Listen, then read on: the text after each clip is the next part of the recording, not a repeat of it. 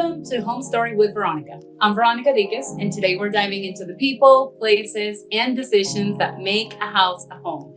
You're watching Now Media Television.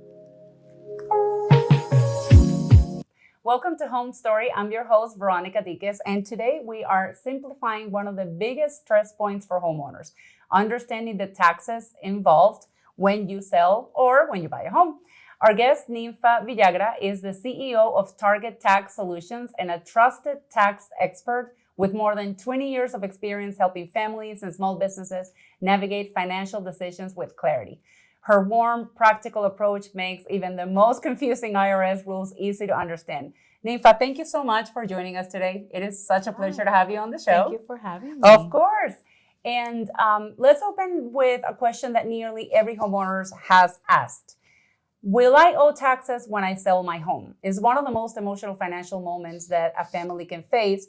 And it's the uncertainty that can make it feel very overwhelming. So in this segment, we're going to explain exclusions, reporting requirements, and what actually triggers tax when selling a home. So, Ninfa, quick question. Who qualifies for the $250,000 to $500,000 home sale exclusion when it comes to taxes? Well, if you are selling your primary home and you're single, you can exclude up to $250,000 in the gain. Okay. If you're married, you can exclude up to $500,000. So those are the two differences. It has to be your main home. You would have to have lived at least 2 years in the last 5. Okay. And those 2 years don't have to be consecutive. Can you explain that to us?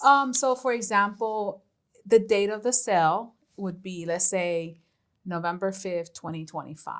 So in the last 5 years, so going back to November 5th, 2020, in those 5 years, if you lived at least 2 years, 24 months, they don't have to be consecutive. Okay. Then you qualify as long as you own the home and lived in it. And so I could have lived in 2021, then moved somewhere else and moved back in 2023 until 2024, and that's 2 years. Exactly. Okay. Exactly. Okay. So if you're single, you can deduct up to $250,000, exclude, and then if you're married, $500,000. And now if there is any, let's say you did sell your home and it was more, the gain was more than the exclusion, you will pay the long-term capital gains tax on that amount. Okay. Yes, which depending on your income, you're going to get taxed at. Usually it's about 15%. If you live in a state like North Carolina, you're also going to pay taxes on that. Okay. On that gain. Is there a big difference between North Carolina and South Carolina on that? Yeah, depends. 5% is roughly for North Carolina. Okay. And South Carolina is a little bit more generous. I'm not sure the percentage of that because I usually focus mostly on North Carolina. Yes. But it's similar. There are state taxes as well involved with the gain that was not excluded. Okay. Yeah. So if I owned a house for less than 2 years, can I get a partial exclusion for a job move or for any other reasons that are very specific? Yeah, there are other, what I want to say, the IRS it's somewhat flexible. Okay. Yeah. That could be a divorce. That's a funny word for the IRS. Exactly. That could be a divorce. It could be like you mentioned, a job promotion and you had to move to another state, health reasons, death in the family, anything that that caused you to move from your primary home. And those weren't your intentions, right? You plan to live there. And so, but you had to move because of those special circumstances. As long as you have the documentation for it, the IRS is flexible and you can exclude, we have a worksheet that we use and we can put all your, the dates on there, even the closing costs and everything to figure out the basis. And we can go through some examples too. Okay. So I know in real estate, we help a lot of people relocate. If they are in that situation, what kind of documentation do you usually require for somebody if they weren't in their house for 2 years and they need to move states because they had a job? What kind of documentation do they need to have ready for this? In case of an audit, it would be, for example, if they relocate to Florida, right, because of a job, obviously, you have your letter from your new employer that you're going to get this new job somewhere else.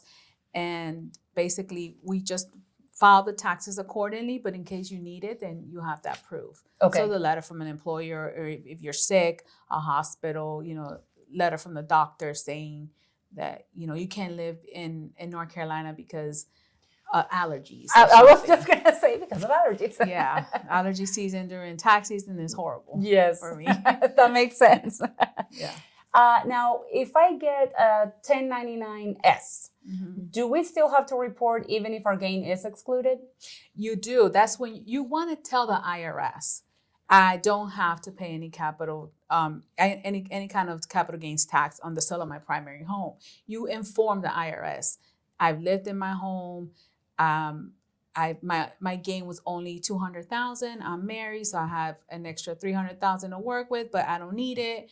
So you want to be clear, you really want to be clear with the IRS. Okay. And tell them. We don't want to leave it up to, let them figure it out. No. You explain to the IRS. So when you receive that 1099-S from the attorney office is going to send it. And can we clarify for our viewers what a 1099 is? Basically, it's a tax form where the attorney sends the IRS, the seller, sometimes the buyer. It has the property address on there that was sold. It has the date of the closing, and it has the amount that it was sold for. Okay. Yes. Okay. So it's just basically a reporting form of that real estate transaction that may possibly have a taxable event. Okay. So, and we were saying that when the attorney gets the 1099-S, or when the person gets a 1099-S, with what we were talking about, what are the next steps then? Well, then they take it to their tax preparer, somebody like us, someone that's knowledgeable in this, and go ahead and report this on a tax form 8949, and on there they're gonna say that it's the main home, that they're going to put the date of sale, which it says it on the 1099 transaction form. Okay. And it's going to have the selling price. And then you have to let them know the cost basis, or what your home, what you pay for, and any additional capital improvements. That could be a roof, a pool, a deck, anything that appreciates the home. Okay. And gives it more life. Like even if you regutted the kitchen, anything that prolongs the life of the home. Okay. Sometimes, maybe little fixer-uppers here, like if you change the lighting, that may not, that's just an expense. That's really more cosmetic than anything cosmetic. Else. Yeah, because you want to close that gap. You want to get it closer to especially if you have a big gain. If somebody bought a house, I don't know, in California for $150,000 and they sold it for $1 million, and they're married, filing joint, they lived in the home. Now you have a big, amount. So you want to be conscious and take all that information to your tax preparer. Okay. What increases the basis?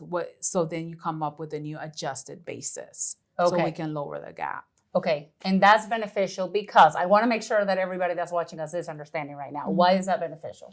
Because if you are over the $500,000 threshold, if you're married, filing joint, then you're going to pay capital gains tax on the difference. And so if that's $100,000, if that's $200,000, if that's $300,000 that was not excluded, then you're looking, depending on your income, you're looking at the capital gains tax rate, which could be 15%, 20%, 25%. There's a lot of different factors. And then you have the net investment tax as well, which is another 3-point-something%. Okay. This blows my mind every time. This is why you need to work with an accountant to make sure that they help you out. And if you sold at a loss, for example, I have a house and I sold at a loss, can we deduct it? And how do we, or how do home office or rental use affect taxes? Okay, well, if it's your primary home, you definitely cannot claim the loss. Okay. But I will tell you this, if you have a loss and it's significant, and in this, you know better than me about the real estate market, if there is a loss, I would say, if it's a $50,000 loss and you cannot take this because it's your primary residence, I would say put it up for a rental property. Okay. Convert it to a rental property. Have it, the initiative to say, I'm going to put it on the market. I'm going to rent it out for 6 months. So now it's a rental property. For rental properties, you could write off the loss. Okay. So that's that would be the trick. Just make sure that you do that conversion so that you can put the loss on there. Exactly. Gotcha. And for the home exclusion, if it was your primary home and you did have a business in the home and you depreciated part of your home, that depreciation has to be taxed differently. So you cannot exclude the depreciation that you took as a home office in the home. Okay. So that gets a little tricky. Yeah, well, everything with I think everything with Texas it gets a little tricky, but this is amazing information because I don't think a lot of people are aware that some of the things that they can and cannot do. And one of those things, like you said, when we work in real estate, if you're going out of laws and if you convert it to a rental property, then you're talking about a whole different thing. Yes. And I want to be clear, every taxpayer has their unique situation. Yes. And we're speaking very vague. And I always say consult with your tax preparer. Give them all your, what's going on in your life.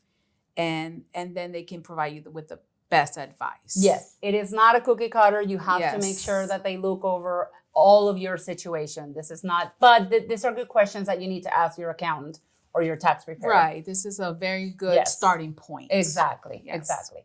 Perfect. Now, coming up next, we break down what homeowners can actually deduct and why so many people mix up deductions with cost basis. Don't miss this. We'll be right back. Stories, strategies, and inspiration to help you write your next home chapter. This is Home Story with Veronica on Now Media Television. And we're back. I'm Veronica Dinkins, and you're watching Home Story with Veronica on Now Media Television. Let's jump back into today's conversation. Welcome back to Home Story. Want more of the helpful guidance that you're seeing today? Stay connected to Home Story and all of our Now Media TV favorites, live or on demand, anytime with the free Now Media TV app on Roku or iOS. You can also catch the podcast version at www.nowmedia.tv. From home ownership and lifestyle to business and community, Now Media TV brings you programming in English and Spanish 24/7. We are here with Ninfa Villagra, and now we are tackling a huge source of confusion for homeowners, deductions. Many people don't know what's deductible now versus what increases your cost basis later. Ninfa, let's bring clarity to what homeowners can actually write off. This segment breaks down mortgage interest, points, property taxes, and which closing costs matter for taxes. Is mortgage interest still deductible, and what are the current limits? Yes, they are. If you have secured a loan against your home, your primary home, you can definitely deduct up to $750,000 and $750,000 if you're married filing joint, and $375,000 if you're single. Okay. Interest, right? We're talking about interest. However, for us to deduct our mortgage interest, we have to exceed the standard deduction. So the IRS already gives us a standard deduction for married filing joint. Basically, depending on the tax year, the deductions on the standard deductions change. If your mortgage interest, your real estate taxes paid, your state income taxes paid, your medical, your charitable donations exceed the standard deduction, then we're going to go ahead and file Schedule A, which are itemized deductions. Okay. And that's where we put the mortgage interest expense deduction there. Okay, perfect. And are points deductible the year that they are paid or over time? And when I'm talking about points, I'm talking about points that home buyers pay to the lenders in order, like, for example, to reduce their interest the first year. I just want to make sure our viewers are understanding what we're talking about with points. Yeah. Are they deductible and over the year that they are paid or over time? Yeah, they are deductible in the year that they are paid. Okay. So you're going to go to closing and you're going to pay points at closing. Am I correct? Yes. Okay. So at closing, you pay down the points to lower down the interest rate. Then the bank receives that money. They're going to send at the end of the year, after everything has been reconciled, at the beginning of the year in January, you're going to get a 1098 mortgage interest statement from the bank. Okay. And sometimes you get a few. It depends. Maybe that first bank sold your loan. So make sure you have all your documentations. Keep the documentation. Yes. And you'll get an envelope that says important tax information. Yes. And so if once you receive those documents, take it to your tax preparer, and they'll see that on there you're going to have a box that's going to say points paid for, at closing for principal residence. Okay. And that's what's typical to deduct on your tax return. Okay. Again, it only makes sense if it exceeds the standard deduction. Sometimes the first year, let's say you bought the house in December, you haven't made 12 months of payments, so you don't have interest. You don't have that much interest you pay to the bank. Exactly. So at this point, it's not advantageous for you to use the itemized deductions where we put the mortgage interest, the real estate taxes. Maybe you haven't paid real estate taxes yet because the county hasn't assessed the home. Right. And that's especially true with new construction. Exactly. Yes, because they assess the lot and then it waits until And they actually assess what the house is worth. And usually there comes the following year. Yes, exactly. And then you call and like, oh my God, my mortgage payment went up. I'm like, yeah, buy a lot. Yeah. Yeah. You went from a $600 tax valuation from the lot to $5,000 or $4,000 for the house. Exactly. So, yeah. So once we see it makes sense as a tax preparer, we definitely can deduct the mortgage interest, the points, the real estate taxes, everything that has to do with that real estate transaction. Okay, perfect. Speaking of that, are property taxes deductible, and what caps should homeowners know? They are fully deductible as long as obviously, we've had for the New Jobs and Tax Cut Act, which is the law that was back in 2017, that was actually limited. Okay. Okay. So the state and local income taxes, it involves the real estate taxes, your vehicle taxes, and your state income tax withheld. So like a state like North Carolina, South Carolina, where we pay state taxes from our W-2. Yes, we do. Yeah. So that's limited. Yeah. It's $5,000 if you're single, married filing separate it's $5,000. If you're married filing joint, it's $10,000. Okay. So let's say your property taxes, your W-2 state withholdings exceed the $10,000, you can only deduct $10,000. Okay. So if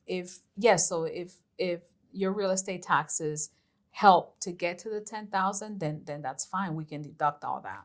Okay, perfect. Is there anything in specific that people should be looking at different price points when you're talking about 10,000? Like we're talking about luxury, for example. If somebody owns a luxury home and the property taxes are a lot higher, is there anything different that we do with the accounting, or is just the same for everybody? Yeah, it's the same for everybody. Unfortunately, before 2017, if your real estate taxes were $20,000, $18,000, $16,000, whatever, you were able to fully deduct that. Okay. Now it's just limited to $10,000. Of course it is, and they change it. Yep, yes. I love that. I love when they make it harder for us. And which closing costs are deductible versus added to the home basis? So I always say that we go by the 1098 mortgage interest statement that you get from the bank. That's going to be what the IRS received. That's basically your points in there. And unfortunately, if this is your primary home, you cannot deduct the appraisal fee, the title, any of that. That's mostly for investment properties that you can deduct. For a primary home, it's going to be your mortgage interest, your points, and your real estate taxes. And you cannot even deduct more mortgage insurance premiums anymore. Those are out. Okay. So, like from like an FHA loan or, a lender can probably specify this more. If you pay insurance on that loan, which is mortgage insurance premium on the loan, I'm not speaking of the dwelling itself. That PMI, right? Private mortgage insurance. That is not deductible. Okay. So if you have that, it's sometimes, it'll show on the mortgage statement, but it's not a tax deduction on your primary. Okay. Yeah. And just so you know, PMI is required by the lenders on certain loans. If you owe, you need to have. It's hard to explain it for me sometimes. If you if the difference between what you owe on the house and what the house is worth, you need to have a 20%. You need to pay down your mortgage by 20%. Mm-hmm. Is what I'm trying to say. Loan to value. Thank you so much. Yeah. I got confused in my head. So once you get to that 20%, so for example, and I'm just making up numbers here. If you buy $100,000 home, which doesn't exist, it's just an example. And once you owe only 80,000, meaning that you're at that 20% of loan to value, then you can cancel that PMI. Correct. You would private mortgage refinance insurance. Yes. to eliminate it. Exactly. Right. Exactly. You don't have to refinance. You can just call the lender. Oh, you can call and say, okay, listen, nice. I'm at 20% already of loan that's to right. value. They evaluate that. I'm good to go. Yes. So watch for that. So Ninfa, when you are preparing the taxes for somebody, let's just say I'm your client, which I am, and I go to you, what is going to be the best way for me to prepare you better to help me in the best possible way? Besides the statement that we get from the lender, is there anything else that we as homeowners regarding real estate in specific should be bringing to you, whether it's personal or investment type of real estate information for you to help us better? So for a personal, I would say, obviously the mortgage interest statements from the bank that you'll receive in January. That's pretty much very cut and dry. It's not, I take notice and I see that, one of my questionnaires is, did you buy a house? Did you sell your house? So that will prompt me to help you what to bring. Perfect. So for example, if you said, did you buy a new home? And my client answers yes, I'm looking for a mortgage interest statement if it's their primary, right? Also, if it's an investment property, there's a little bit more paperwork in that. Obviously, if there's any capital improvements, bring the receipts. If you, let's say, put a new roof, if you, redid the kitchen, all the receipts that had any, that involve that new improvement. Also, the mortgage interest statement for that home. And if there are other stuff that would help, like energy efficient credits, I don't want to really get into that because it's more of a tax, but there are certain credits that you can get on a primary home and a rental for energy efficient. Okay. And I would suggest to bring me those receipts, like a new air conditioner, a furnace. Perfect. So keep track of all of that. Anything that you do to your house that's significant, that's major, so that when it comes time to prepare the taxes, you can bring this to your tax preparer. Yes. Sure. Mention anything that you probably were like, oh my God. Yes, exactly. That's good. How to much mention. was that? Yes. Yeah. Bring that. Yeah. Don't bring that. Usually, I have a client, I've printed everything. They're like, oh, by the way, that I had a flood in my house and in my rental property and my tenant. And I was like, what? That's important information. Yeah, that's important information. That's important. Ninfa, for viewers wanting to get more tax support beyond the filing season, how can they reach you? What's the best way to get a hold of you? Email. Okay. Email is good for us. And what is your email address? All right. info@targettaxsolutions.com. Yeah, email is good. It comes straight to my phone. We have an assistant Monday, Tuesdays, Wednesdays, and Thursdays. Perfect. Somebody's always there from 11 to 5. After tax season, we're just basically appointments only. Okay. But we are open those days that I mentioned. And email is the best. Also, we do have LinkedIn and Instagram, things like Target that. Tax Solutions? Yes. Okay. Yes. So look them up, Target Tax Solutions, and the email was info@targettaxsolutions.com. And stay with us. Next, we are going to simplify capital gains and how to calculate your actual profit when selling a home. Stories, strategies, and inspiration to help you write your next home chapter. This is Home Story with Veronica on Now Media Television. And we're back. I'm Veronica Dinkins, and you're watching Home Story with Veronica on Now Media Television. Let's jump back into today's conversation. Welcome back to Home Story. We're here with Ninfa Villagra, and this segment is all about capital gains, something buyers and sellers Google constantly. So let's break down how gain is calculated and what determines your rate. Ninfa, let's simplify this for everybody that's watching as much as we can, because this can get really complicated. This segment explains short-term versus long-term gains, basis, depreciation, recapture, and tax rates. What's the difference between short-term and long-term gains on real estate?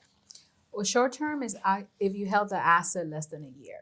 Okay. So that would be the short term. And then the long term is if you held it for at least a year and more. Okay. And the short term usually gets taxed at a lower rate. And I'm sorry, the short term gets taxed at a higher rate, and the long term gets taxed at a short rate. So if you've had a house, whether it's primary or investment, correct? Well, primary, we can go back to the exclusion. Yes. The sale of your primary home, you can exclude some of the gain depending on your filing status. If mostly this issue is mostly I feel is very important when it comes to selling a rental property. Yes. Okay. If you don't decide to do, I'm sure we'll talk about that after too, about the 1031 exchange. Yes. If you decide to just sell your investment home and you held it for longer than a year, then you're going to pay long-term capital gains. And that's usually defined by your tax bracket. Okay. 15%, 20%. And then if your tax bracket is over a certain amount, then you have an additional 3.45 net investment tax. Okay. And the next question would be, if someone sells in under 12 months, so we're talking about the short-term capital gain, what rate typically applies on that scenario? And is there a difference, once you answer that, is there a difference between a primary home and an investment home? So normally it would be about, it's an ordinary income, it's about 10%, 12%.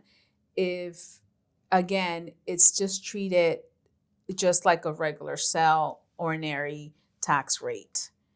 Definitely on your personal, you're gonna pay if you've had your home for more than 2 years, you're gonna pay the regular, long-term capital gains tax. But if you held your primary home and you made, more than 10% on that sale, then you're gonna pay the taxes as a primary. Okay. Yeah. So it's part of your ordinary income. Okay. And typically, what would be the rate for the short-term capital gain? It's about 10%. It's about 10%. Yeah, it's about 10%. Okay. Is there anything that can be done if somebody moves, like we were talking before, for relocation, or they got sick, or does that matter at all whatsoever in this scenario, or not really? Yeah, you can. You have some exceptions to that as well. Okay. It just depends on the situation. Like I said, it's good to speak to your tax preparer and give them your actual experience of what's going on, so they can give you the correct advice to that. Exactly. Yeah. And for investors, because we do work with a lot of investors in real estate, they need to make sure that when they do their numbers, right from the beginning, that they're calculating that if they're going to flip a house, for example, they're going to fix it up in 3, 5, 6 months, and they're going to sell it within a year of when they purchased it. This is something that they need to consider, correct? Correct. What's your advice on that? Yes. I like when I have a client calling me and asking me, well, how much taxes I'm going to pay? I need to know more information. Yes. So I go back to them and I say, well, how much do you think you're going to sell the house for? Can they give you some kind of an estimate sheet where it shows if you sell the house at this amount, the closing costs, and then what your potential gain is on that home? Because sometimes I say, well, do you think you want to buy another house? Then you fall into that 1031 exchange. Do you want to do that? Or do you want to go ahead and take the money and run and pay the taxes? And pay the taxes on it, yes. Exactly. Yes. So depending, again, that some people want to, pay off some debt. They want to, just think about retirement, investing in a different vessel than real estate. And I said, go ahead and take the tax hit. Now, maybe that year their income is not that high, so their tax bracket is lower that year. Perhaps when they do, take that, if they decide to sell at a later time, maybe their income at that time is higher, then their taxes may be higher as well when they do sell. Because remember, when you're just postponing the sale, and we'll talk about that in the next segment. Yes, we will. We absolutely will. Okay. And how do you calculate basis so the gain is correct? The basis is going to be what you initially pay for the house, plus any capital improvements. Okay. So that's your basis. That's your basis. Is what you actually pay for, what it cost you. That's your cost basis. And then you have your adjusted basis after you added capital improvements, after any type of, obviously capital improvement would be the replacement of the roof. Mm-hmm. You regutted the entire basement. So now you have another room, another, heated square feet. You made the house bigger. Those are all capital improvements. So now you have what is called an adjusted basis. Okay. And now your new adjusted basis, depending on the amount that you sell it for, then you have what is your net gain. Okay. Okay, that makes sense. And what is depreciation recapture in one sentence? But however you can explain it, it doesn't have to be one sentence. And when does it matter? Well, when we're talking about depreciation, we're talking about an investment property, because we obviously gonna take what the cost is, and we're gonna take a deduction every year over 27 and a half years. Okay. And so the IRS says, hey, we can actually give you a deduction for your house losing value in a way, but it's not, right? In real life, the house is appreciating. Yes. This is what I call just a book write-off. It didn't really actually lose value. So the IRS, every year you get to deduct on your Schedule E, your rental schedule, you get to deduct depreciation. But what happens is when it's time to sell, the IRS is like, pay me that back, all those deductions that you took. Oh, really? That's what it means by recapture. Okay. So that recapture, let's say you depreciated $80,000 of your rental property over the course of, 10 years. And so when it's time to sell, that $80,000 is going to lower your costs. It's going to lower your adjusted basis of that home. Okay. So can you give us an example? So for example, like making up numbers. Okay. For example, $400,000 is your adjusted basis. Okay. And you've taken $80,000 worth of depreciation. So now your true adjusted basis is $320,000. Okay. And so that lowers your cost. Okay. So if you sell higher, then your gain looks bigger. So now I'm going to tax you more. So you bought it at $400,000. The depreciation was $80,000, and you waited 5 years, and now you sold it at $500,000. So now the difference, instead of $100,000 between the $400,000 and the $500,000, is $180,000. Correct. Gotcha. Okay. Yes. I give it and I take it away. Is what I say with the IRS. Yeah. That's a good way to say it. I let you one time, for all these years, you reap the benefit of deducting this depreciated amount. And now you have to give it back to me. Okay. At the time that you get rid of this investment property. Okay. Is there anything that investors should know that would help them with this? Is there anything that could be added as, to compensate it somehow? Well, as long as it actually happened and you have the records, obviously you have to be very, I don't want to use the word creative, but you have to just be very detailed when it comes to the adjusted basis of the home. Really, really, if you own this home, let's say for 10 years, you have to remember, and if you haven't documented that on your tax return as you were going, that could be a problem too, because you don't have paper trail. Right. But, you just have to make sure that you've been giving your tax preparer every year any kind of improvements that you've made to the home to increase the basis. So then when you do sell, that there has been some paper trail on that increased basis. Yes. Okay. Or sometimes, it happens in the same year that you sell it. Your realtor, you can be like, okay, Ninfa, if you want to sell your house, yes, you're going to have to fix the bathroom. You're going to have to do this yes. to the kitchen. So now the HVAC is 25 years old. How about we put a new one? Exactly. So, those capital improvements are happening in that same year that you're selling it. Yes. So, that's going to increase your basis. Okay. Because you're already going to take a hit on the depreciation. Yes. And that's going to get taxed different too on that gain. So you're going to have the gain, you're going to pay taxes on the gain, and you're going to pay taxes on the depreciation part as well. It gets taxed a little different. That was very clear. Thank you so much. Because even I need a clarification on that for sure. And are there any extra taxes that high income sellers should watch for, and can installment sales help?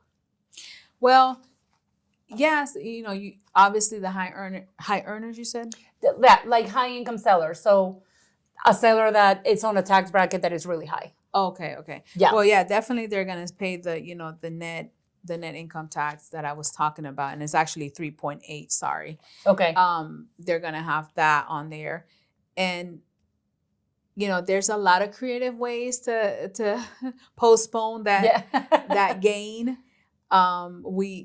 We can definitely talk about that in the next section. Okay. Perfect. But yeah, I would suggest at that point, if that gain is very significant, to consider the 1031 exchange. Yes, we are definitely going to talk about that next. And that's just to give you a little preview. That's a way to just defer taxes when you do a real estate transaction, when you are selling and you want to purchase another home. It's a way to defer those taxes for later on. For a later So we're time. going to get into that on the next segment, actually, because coming up next, for those thinking about investment property, we are diving into 1031 exchanges and how investors defer taxes the right way. And that's exactly what we mentioned. It's funny because everything is intertwined, and we want to make sure that we give you all the information, but we try to break it down a little bit Exactly. so that it's organized. So don't miss out, because this next segment is going to be absolutely amazing. Exactly. Stories, strategies, and inspiration to help you write your next home chapter.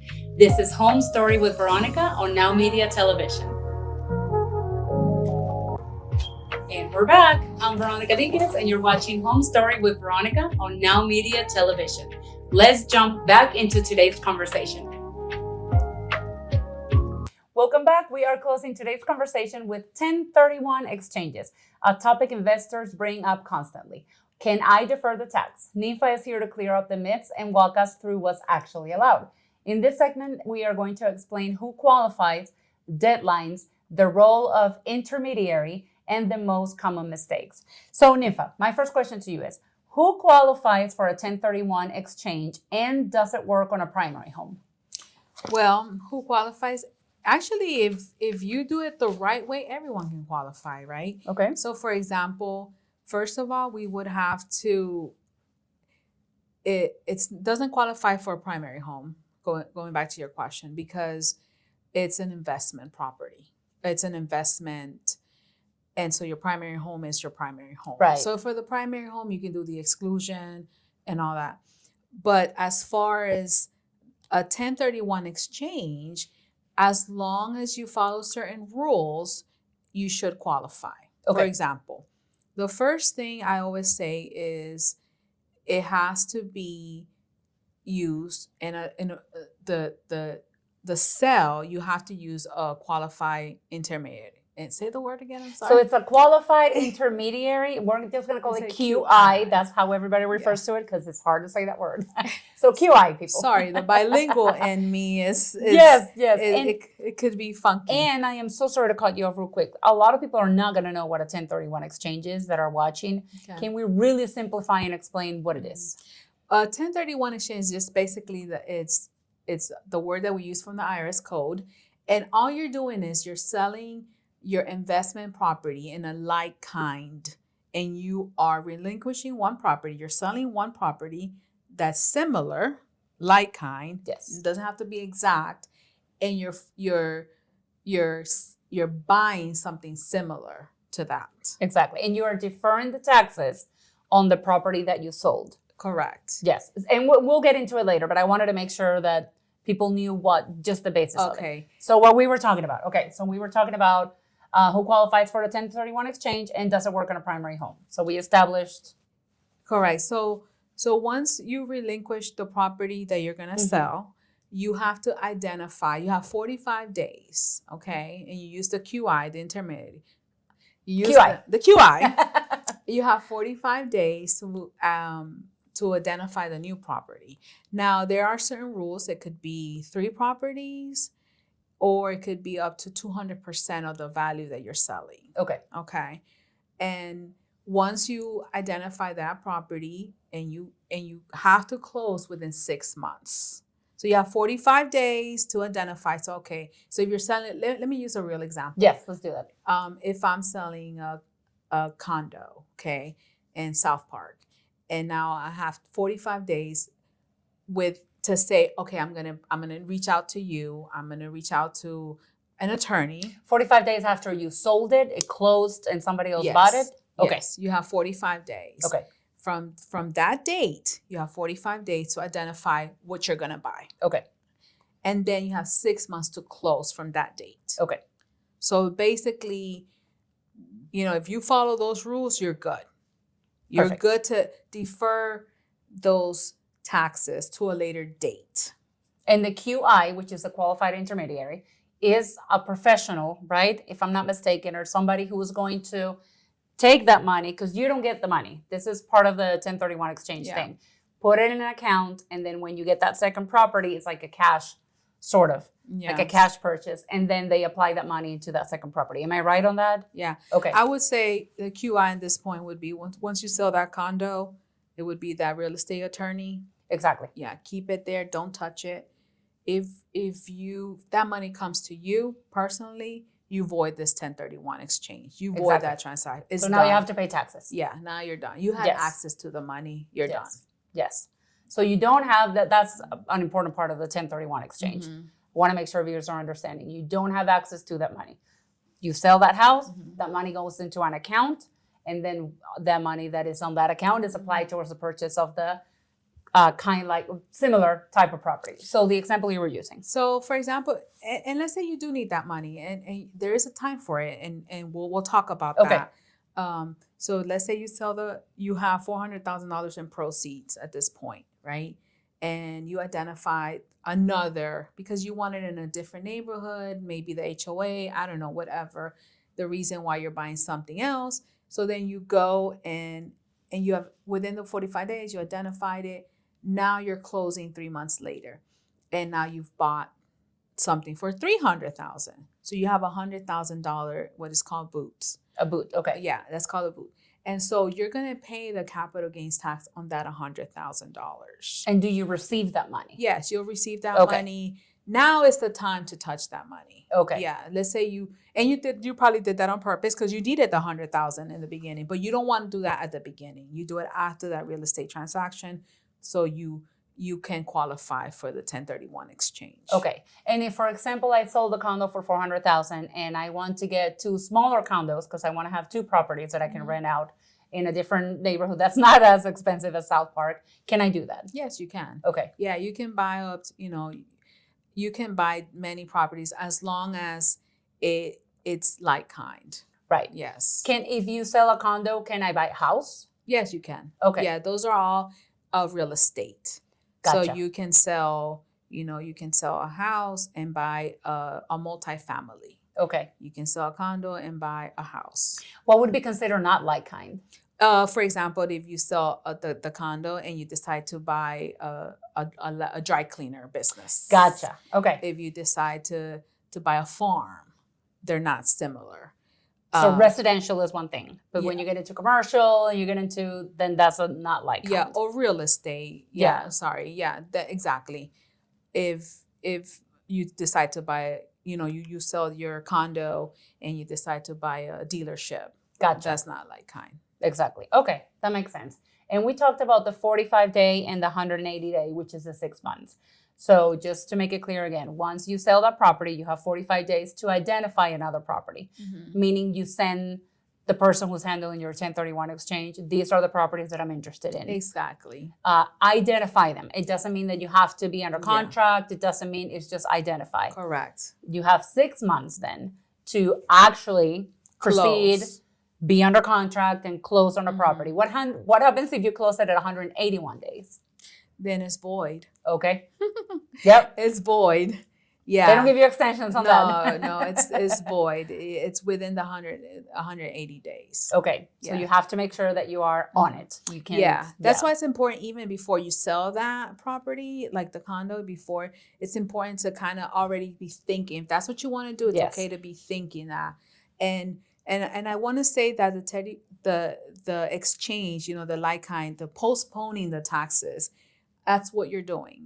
That you're not eliminating the taxes.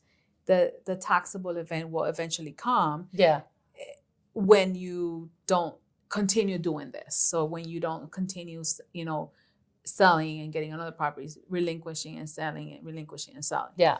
And buying, I'm sorry. So at this point, you're postponing it for later. Now it could be a snob, like a big snowball effect too, because now, at one point, maybe in 10 years, now your gain is even higher. Right. Yeah, but I always tell my clients, what is your income? What tax bracket you're in? It doesn't make sense to postpone the taxes, because maybe when you're retired, your income is going to be less anyway. So that will Right. help, but today you're making a lot of money and taking the hit on the taxes could be more. So everyone has every reason for you to postpone the taxes could be personal to you. Right. Exactly. Financially, emotionally, it could mean a lot of different things why you want to do that or not. Yes.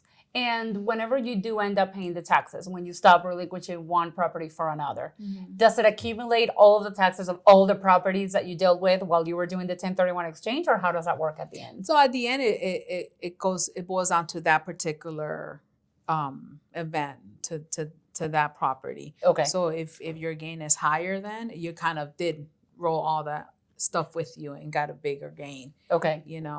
But it's definitely an amount that is you don't know until you decide to stop doing the 1031 exchange, and then you'll see what your gain is at that moment. Okay, that makes sense. And we talked about the boot, and the boot was the question about the boot is what mistake most commonly kills an exchange? Not identifying it within the 45 days, not closing with the 6 months, or not getting something that is like kind. Exactly. Okay. So make sure that you're prepared whenever you're going to do a 1031 exchange and get all the information that you need up front. And if this has been so good, I know that our investors watching are going to want to talk to you. Where can they go to get guidance and planning on the 1031 exchange or anything that is related to accounting with you? They can definitely send us I'm very happy to answer any emails to info@targettaxsolutions.com. We are working on our website, so Awesome. We should have something good and going by next year. I've been in business for over 20 years. I'm very accessible. We try to give everyone, obviously good sound tax advice.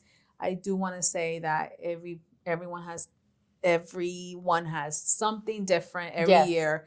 I always tell my clients, me and you can go to the doctor. We can both get prescribed, 2 different medicines for the same symptoms. So exactly. Everyone is different. Every situation is unique. So I like to listen. I like to hear everything that you have to say so I can give you good sound tax advice. Perfect. And I've been going to her for years. She's bilingual. She's absolutely amazing. Everybody in the office is amazing. Ninfa, thank you so much for making, of course, absolutely. Thank you for making complicated tax topics clear and accessible for our viewers today. These rules can truly shape a family's financial future, and your guidance helps people make confident decisions.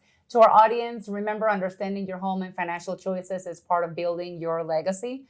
Whether you are buying, selling, investing, knowledge is one of your greatest assets. I'm Veronica Diquez, and this has been Home Story with Veronica. Thank you, Ninfa, so much for coming. And join us next time for more information, more insights to empower your home, your family, and your future. Thank you for watching.